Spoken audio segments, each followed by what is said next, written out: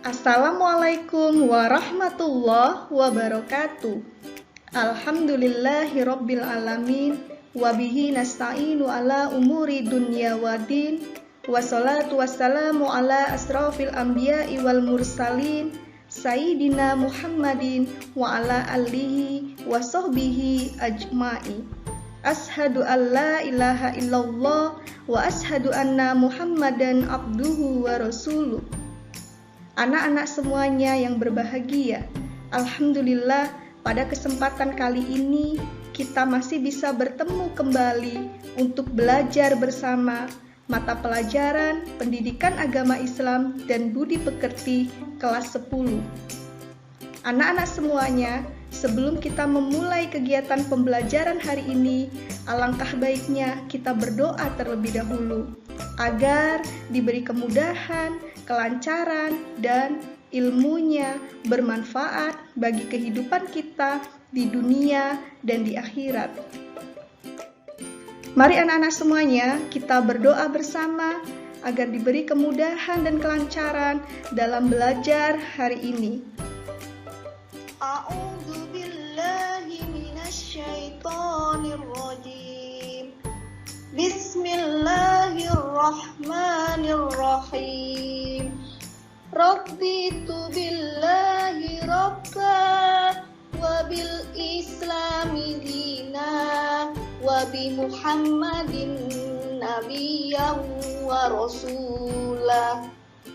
Rabbi zidni ilma warzuqni fahma. Amin. Adapun kompetensi dasar pada kegiatan pembelajaran kita kali ini adalah menganalisis kedudukan Al-Quran, hadis, dan ijtihad sebagai sumber hukum Islam. Tujuan pembelajarannya, peserta didik diharapkan mampu memperjelas pengertian Al-Quran, hadis, dan ijtihad dengan benar, memperjelas satu dalil nakli terkait Al-Quran, hadis sebagai sumber hukum Islam dengan baik, menganalisis kedudukan Al-Quran, hadis, dan ijtihad sebagai sumber hukum Islam dengan baik, merumuskan pembagian hukum Islam dengan santun, menyimpulkan hikmah menjadikan Al-Quran, hadis, dan ijtihad sebagai sumber hukum Islam dengan percaya diri. Materi kita kali ini, Al-Quran dan hadis adalah pedoman hidupku. Dalam materi kita kali ini, kita akan membahas Al-Quran, hadis, dan ijtihad. Materi pertama yang akan kita bahas adalah Al-Quran. Anak-anak semuanya, Ibu yakin kalian sering membaca Al-Quran. Bahkan sejak kecil, kalian sudah terbiasa mengaji dan membaca Al-Quran. Lantas, pengertian Al-Quran itu apa? Dari segi bahasa, Al-Quran berasal dari kata qoro'a, yaqro'u, qira'atan, Qur'anan, yang berarti sesuatu yang dibaca atau bacaan. Dari segi istilah, Al-Quran adalah kalamullah yang diturunkan kepada Nabi Muhammad SAW dalam bahasa Arab, yang sampai kepada kita secara mutawatir, ditulis dalam mushaf, dimulai dengan surah Al-Fatihah dan diakhiri dengan surah An-Nas. Membacanya berfungsi sebagai ibadah, sebagai mukjizat Nabi Muhammad SAW, sebagai hidayah atau petunjuk bagi umat manusia. Allah berfirman dalam Quran Surat Al-Isra ayat 9. Mari bersama-sama kita membaca Quran Surat Al-Isra ayat 9. Bismillahirrahmanirrahim. Inna hadzal Qur'ana yahdi lillati hiya aqwam wa yubashshirul mu'minin alladzina ya'maluna as-solihati anna lahum ajran kabira. Sungguh, Al-Quran ini memberi petunjuk ke jalan yang paling lurus dan memberi kabar gembira kepada orang mukmin yang mengerjakan kebajikan bahwa mereka akan mendapatkan pahala yang besar. Kedudukan Al-Quran sebagai sumber hukum Islam. Al-Quran sebagai sumber hukum Islam yang pertama dan paling utama. Al-Quran sebagai pedoman hidup. Mari kita perhatikan sejenak. Barang-barang elektronik yang ada di sekitar kita, kipas angin, televisi, kulkas, dibuat oleh manusia, dibekali dengan buku petunjuk. Buku petunjuk digunakan sebagai pedoman untuk merakit dan memanfaatkan barang-barang tersebut. Jika tidak ada buku petunjuk, maka susah akan merakitnya atau bahkan tidak mampu untuk merakitnya. Bisa jadi kita salah dalam membuatnya. Sama, Allah Subhanahu wa Ta'ala membekali kita dengan Al-Quran melalui Nabi Muhammad SAW. Al-Quran sebagai petunjuk dan pedoman hidup bagi umat Islam, agar umat Islam bisa memilih mana yang benar, mana yang salah, agar umat Islam tidak salah dalam melangkah. Dalam Quran Surat An-Nisa ayat 105, sungguh kami telah menurunkan kitab Al-Quran kepadamu Muhammad, membawa kebenaran agar engkau mengadili antara manusia dan apa yang telah diajarkan Allah kepadamu. Dan janganlah engkau menjadi penentang orang yang tidak bersalah, karena membela orang yang berkhianat. Kandungan hukum dalam Al-Quran. Yang pertama, akidah atau keimanan, syariah atau ibadah. Hukum ibadah mengatur pelaksanaan ibadah sesuai dengan ajaran Islam.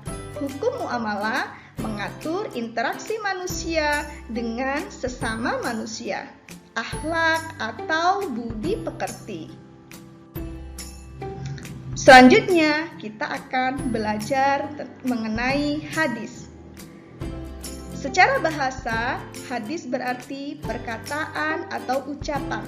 Menurut istilah, hadis adalah segala perkataan, perbuatan, dan ketetapan yang dilakukan oleh Nabi Muhammad SAW. Hadis juga dinamakan sunnah. Bagian-bagian hadis terdiri dari 3.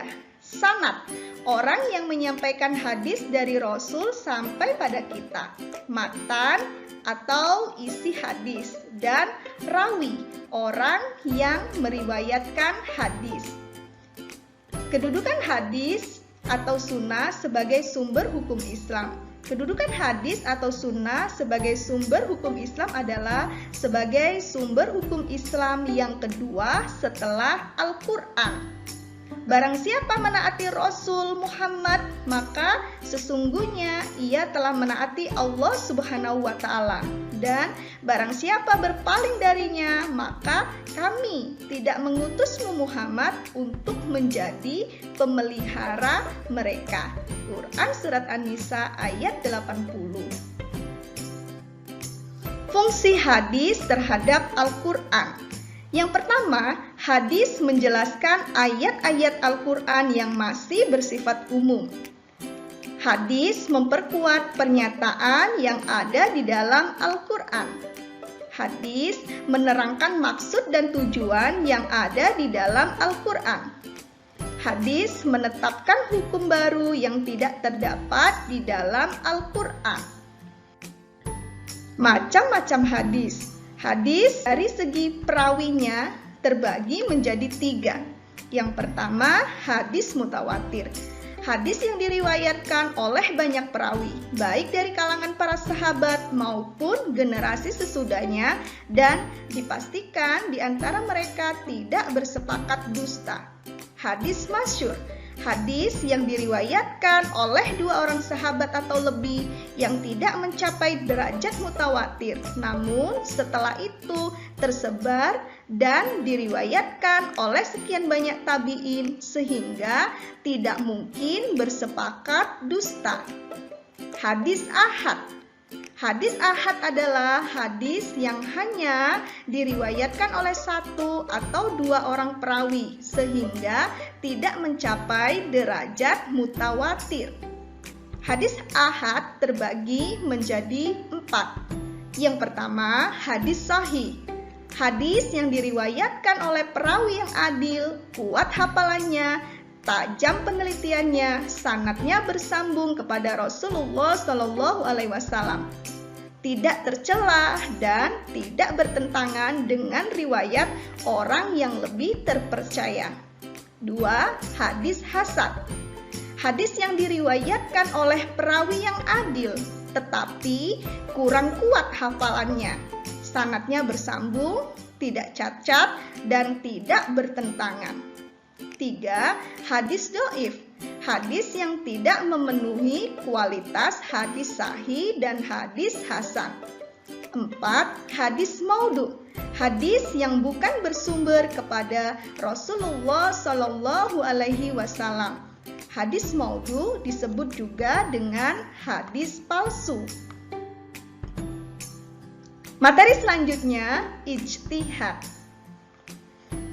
Secara bahasa, kata ijtihad berasal dari bahasa Arab dari kata ijtahada, yajtahidu, ijtihadan, yang berarti mengerahkan segala kemampuan, bersungguh-sungguh, mencurahkan tenaga, atau bekerja secara optimal. Secara istilah, ijtihad adalah mencurahkan segenap tenaga dan pikiran secara sungguh-sungguh dalam menetapkan suatu hukum. Syarat-syarat berijtihad. Lantas, siapakah orang yang boleh menetapkan suatu hukum atau berijtihad? Adapun syarat-syarat berijtihad, yang pertama, memiliki keluhuran akhlak mulia. 2. Memiliki pengetahuan yang luas dan mendalam. 3. Memiliki pemahaman mendalam tentang bahasa Arab, ilmu tafsir, usul fiqh, dan tahrif. 4. Memahami cara merumuskan hukum atau istinbat. Kedudukan ijtihad. Ijtihad memiliki kedudukan sebagai sumber hukum Islam setelah Al-Quran dan hadis. Bentuk-bentuk ijtihad. Yang pertama, ijma' adalah kesepakatan para ulama ahli ijtihad dalam memutuskan suatu perkara atau hukum. Qiyas, mempersamakan atau menganalogikan masalah baru yang tidak terdapat dalam Al-Quran atau hadis dengan yang sudah terdapat hukumnya dalam Al-Quran dan hadis karena kesamaan sifat atau karakternya. Maslahah mursalah. Maslahah mursalah artinya penetapan hukum yang menitik beratkan pada kemanfaatan suatu perbuatan dan tujuan terhadap syariat Islam. Selanjutnya, pembagian hukum Islam atau hukum taklifi. Macam-macam hukum taklifi terbagi ke dalam 5 bagian. Yang pertama, wajib. Wajib adalah suatu perkara yang apabila dikerjakan akan mendapatkan pahala dari Allah Subhanahu wa Ta'ala, dan apabila ditinggalkan akan mendapatkan dosa. Sunnah, suatu perkara yang apabila dikerjakan akan mendapatkan pahala dan apabila ditinggalkan tidak mendapatkan apa-apa. Haram, suatu perkara yang apabila dikerjakan akan mendapatkan dosa dan apabila ditinggalkan akan mendapatkan pahala. Makruh, suatu perkara yang apabila dikerjakan tidak mendapatkan apa-apa, apabila ditinggalkan akan mendapatkan pahala. Mubah, suatu perkara yang boleh dikerjakan, boleh juga tidak dikerjakan. Kemudian, hikmah menjadikan Al-Quran, hadis, dan ijtihad sebagai sumber hukum Islam. Adapun hikmah menjadikan Al-Quran, hadis, dan ijtihad sebagai sumber hukum Islam. Yang pertama, tidak tersesat dalam berperilaku, sehingga kita mampu berperilaku sesuai tuntunan agama Islam. Menjadikan diri kita sebagai orang yang taat beribadah dengan penuh ketulusan. Terbiasa membaca dan mengkaji Al-Quran serta hadis. Selamat dari azab dan laknat Allah Subhanahu wa Ta'ala, karena sudah mengikuti aturan-aturan yang sudah ditetapkan oleh Allah Subhanahu wa Ta'ala dan Rasul-Nya. Bahagia hidup di dunia dan akhirat. Terwujudnya perilaku akhlakul karimah dalam kehidupan bermasyarakat. Anak-anak semuanya, demikianlah materi pembelajaran kita hari ini. Jangan lupa anak-anak semuanya, jadikan Al-Quran, hadis, dan ijtihad sebagai petunjuk dan pedoman hidup. Ketika kalian menyelesaikan sebuah masalah, ketika kalian ingin menetapkan suatu keputusan, maka jadikanlah Al-Quran, hadis, dan ijtihad sebagai sumber hukum agar keputusan kalian tepat, agar kita semua selamat di dunia dan di akhirat, hidup bahagia di dunia dan di akhirat.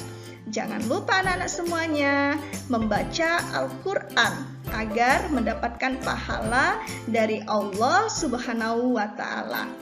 Demikian materi kita kali ini, semoga bermanfaat bagi kita semuanya. Jangan lupa jaga kesehatan, menggunakan masker, mencuci tangan, dan menjaga jarak. Sampai bertemu di pembelajaran selanjutnya. Wabillahi taufik wal hidayah. Wassalamualaikum warahmatullahi wabarakatuh.